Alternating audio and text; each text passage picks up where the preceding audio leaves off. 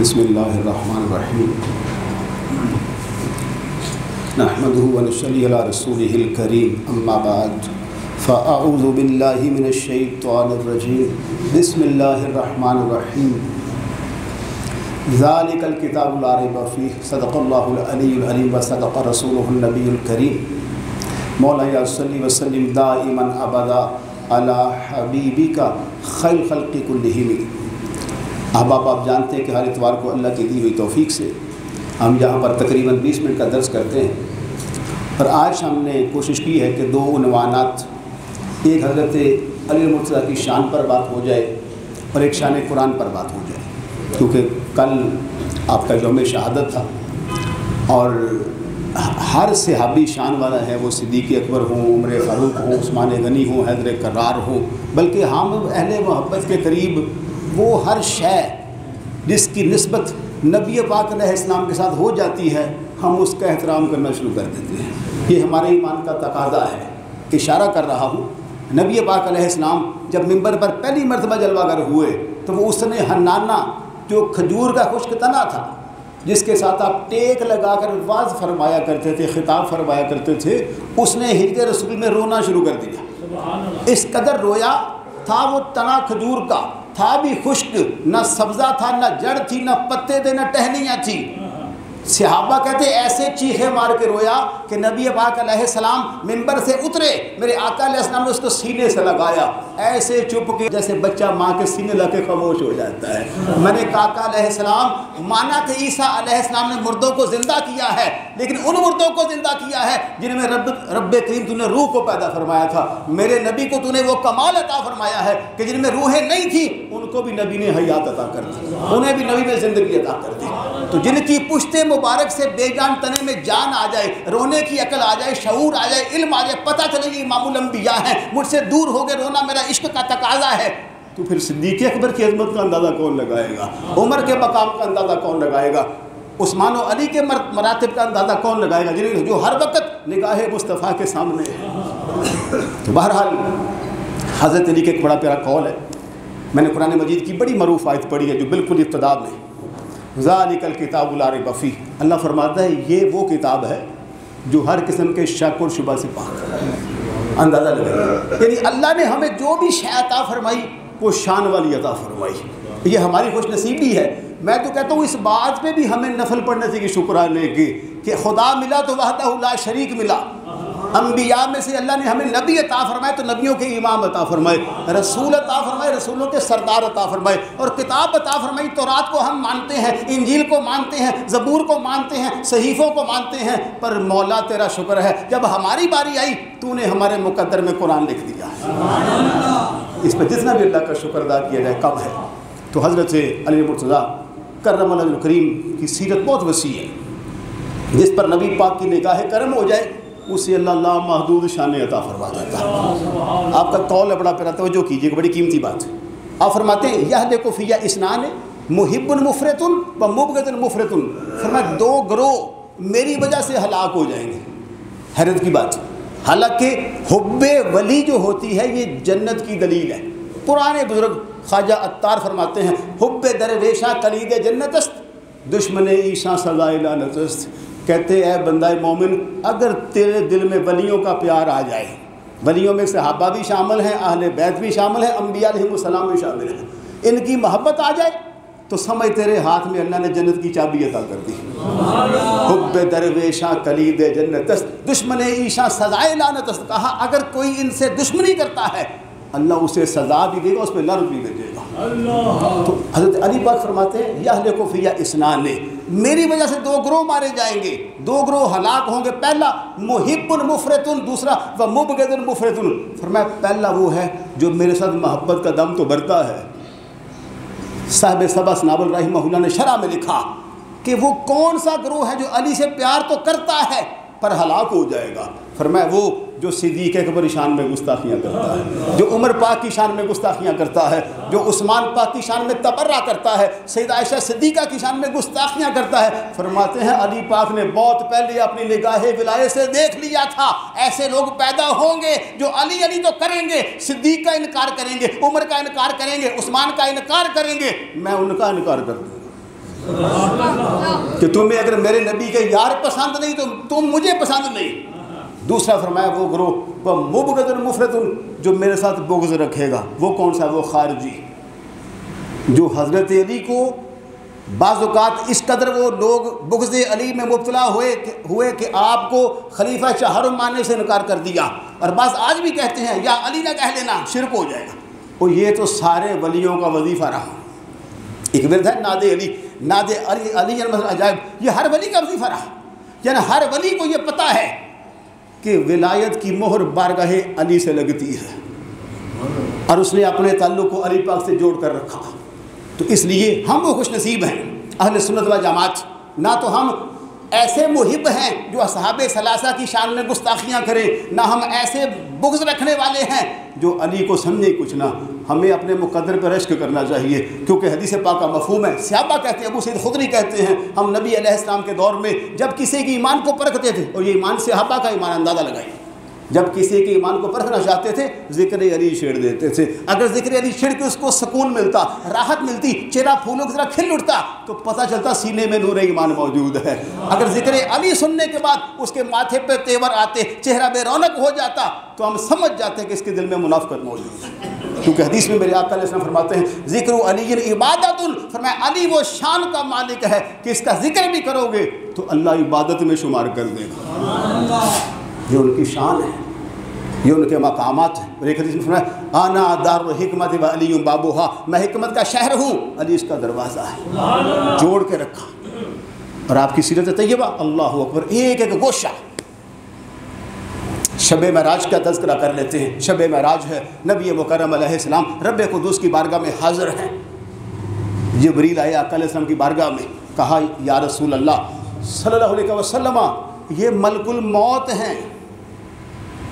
میرے آقا علیہ السلام فرماتے ہیں میں نے دیکھا ان کا ایک پر مشرق میں، دوسرا مغرب میں، اور ان کی نگاہوں کے سامنے اللہ نے ساری زمین کر دی۔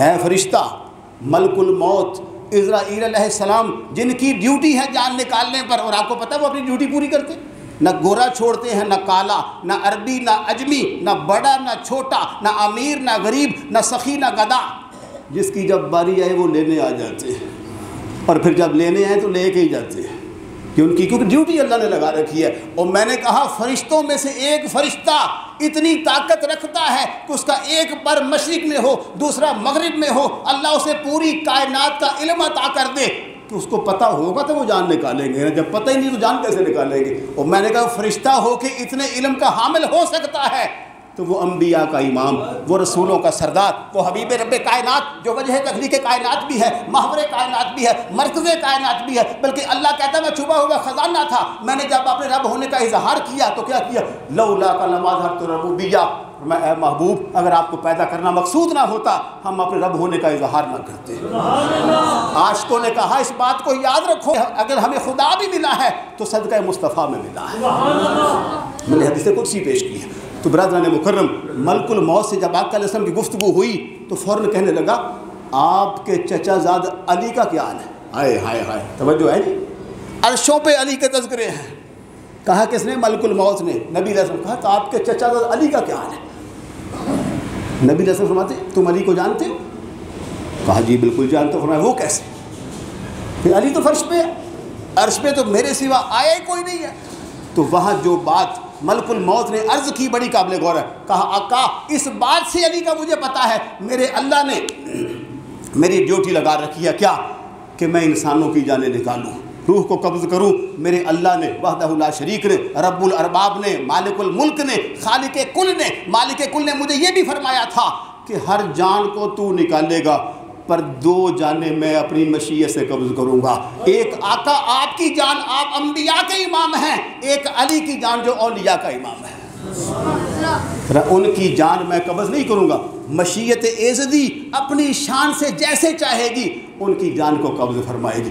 اندازہ لگائیے یہ وہ لوگ ہیں جو نبی علیہ السلام سے جڑ گئے، آپ سے منسوب ہو گئے، آپ کی غلامی میں آ گئے، ان کو اللہ نے یہ شان عطا فرمائی۔ برادران مکرم،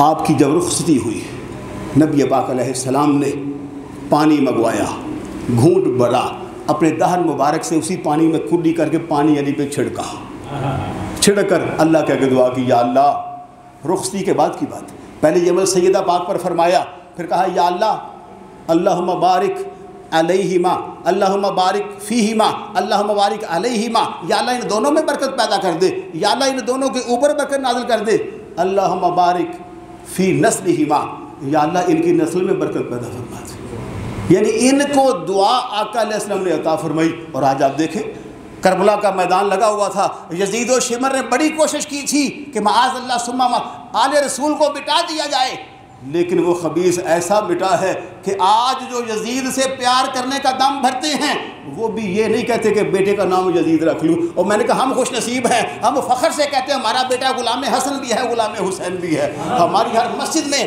آپ کو غلام حسین ملے گا، ہر محلے میں غلام علی ملے گا۔ تم اگر اتنے یزید کی محبت کا دم بھرتے ہو، ایسے لوگ آج ہیں جو کہتے ہیں یزید، یہ ڈاکٹر ذاکر نائک جیسے خبیث، یزید امیر المومنین ہے۔ اور ہم نے کہا بھی اتنا ہی پیار ہے تو پھر اپنے بیٹے کا نام رکھ کے دکھاؤ نا یزید، پتہ چلے۔ ایک بزرگ بیٹھے ہوئے تھے، بڑی پیاری بات دل میں آ گئی، کسی نے کہا سرکار فلاں بندہ یزید سے بڑا پیار کرتا ہے، میں بڑا پریشان ہوں، جو آل رسول کا قاتل ہے، آل رسول کا دشمن ہے، جس نے آپ کا دل دکھایا، جس کی وجہ سے آپ کے چشمان مبارک پہ آنسو آئے ہیں، ہم اس سے کیسے محبت کر سکتے ہیں؟ ہم آدم سے پیار کریں گے، ابلیس سے نہیں کریں گے، ہم ابراہیم سے کریں گے، نمرود سے نہیں کریں گے، ہم موسیٰ سے کریں گے، فرعون سے نہیں کریں گے، ہم حسین سے کریں گے، یزید سے نہیں کریں گے، یزید سے نفرت کریں گے، ہمارے ایمان کا تقاضا ہے۔ اس بابا جی نے بڑی پیاری بات کی، اس نے کہا بیٹا پریشان نہیں ہونا، تو عالم نہیں تو کوئی بات نہیں، تو حافظ نہیں تو کوئی بات نہیں، تو قاری نہیں تو کوئی بات نہیں، میرے نبی علیہ السلام کی حدیث ہے المرء مع من احب، جس کی محبت میں مارے جاؤ گے اللہ اس کا ساتھ عطا کرے گا۔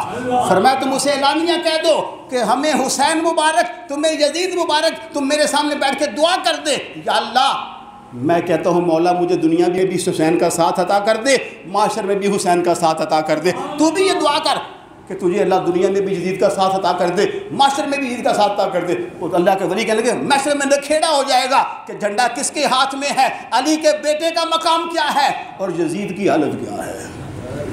برادران مکرم، ایک بڑی پیاری حدیث، آپ یہ بڑے عظیم لوگ ہیں، ان کے وسائل خزائل و شمائل ختم ہوتے ہی نہیں، لیکن یہ ہم نے جو کرنا کہا، نبی علیہ السلام نے بڑی کمال کی، فرمایا علی مع القرآن، علی قرآن کے ساتھ، اندازہ لگاؤ کمال ہے، پتہ نہیں کتنا قرآن پڑھا ہوگا۔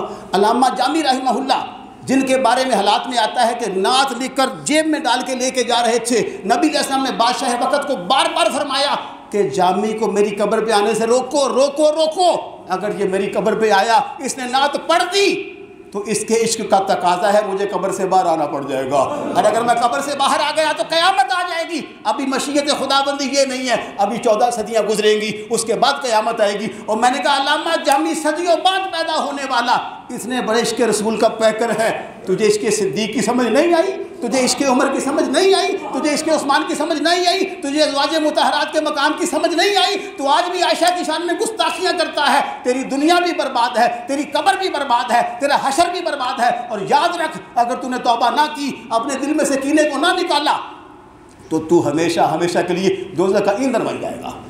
ہم تیرے ساتھ خلوص سے تجھے مشورہ دیتے ہیں کہ آج توبہ کر لے، آج لے ان کی پناہ، آج مدد مانگ ان سے، پھر نہ مانیں گے قیامت میں اگر مان گیا۔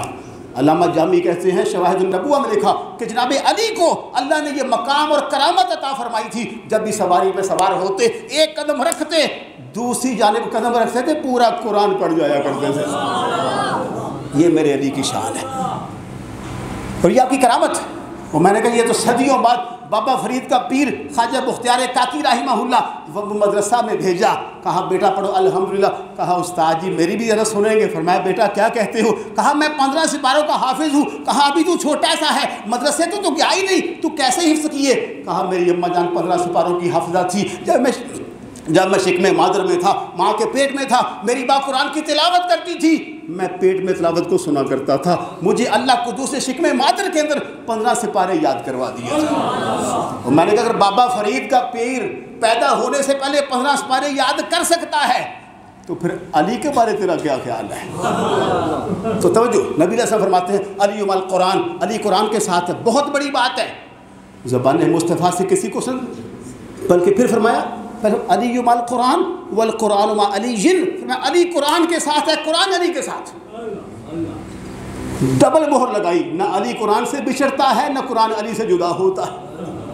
فرمایا یہ دونوں ایسے آپس میں متصل اور وابستہ ہوئے ہیں کہ حوض پر علی پہنچیں گے، لیکن قرآن ان سے اور علی قرآن سے جدا نہیں ہوں گے۔ اور یہ بات عرض کرنے کا مطلب یہ ہے کہ ہم بھی دیکھیں کہ ہم قرآن سے کتنا پیار کر رہے ہیں، بس یہ بات ہے۔ ایسے بھی لوگ ہم نے دیکھے جنہوں نے قرآن نہیں پڑھ سکے تھے، کھول کے نہ اس کو چومتے تھے، اس کو بسم اللہ سے پڑھتے تھے۔ بعض لوگوں نے کہا اللہ نے ان کو بھی بخشا کہ چلو کسی وجہ سے ان کو استاد میسر نہیں آیا، نہیں پڑھ سکے، قرآن سے پیار تو کرتے ہیں، بسم اللہ سے کوشش تو کی ہے۔ ایک مشہور روایت ہے، ایک بندہ گناہ گار تھا، اس کو عذاب ہو رہا تھا، بیٹے نے مدرسے میں جا کے داخلہ لیا، استاد نے کہا پڑھو بیٹے بسم اللہ الرحمن الرحیم، ابھی بسم اللہ ہی پڑھی تھی، کسی اللہ کے ولی کو اشارہ ہوا کہ اللہ نے اس گناہ گار کو بخشا۔ پوچھا ہوا کیا ہے؟ کہا اللہ فرما رہا ہے جس کا چھوٹا سا بیٹا اپنی زبان سے یہ کہہ رہا ہے کہ اللہ تو بڑا رحمان ہے، تو بڑا رحیم ہے، مجھے اسے عذاب دیتے ہوئے شرم آنا شروع ہو گئی، حیا آنا شروع ہو گئی۔ اللہ تو اتنا کریم ہے۔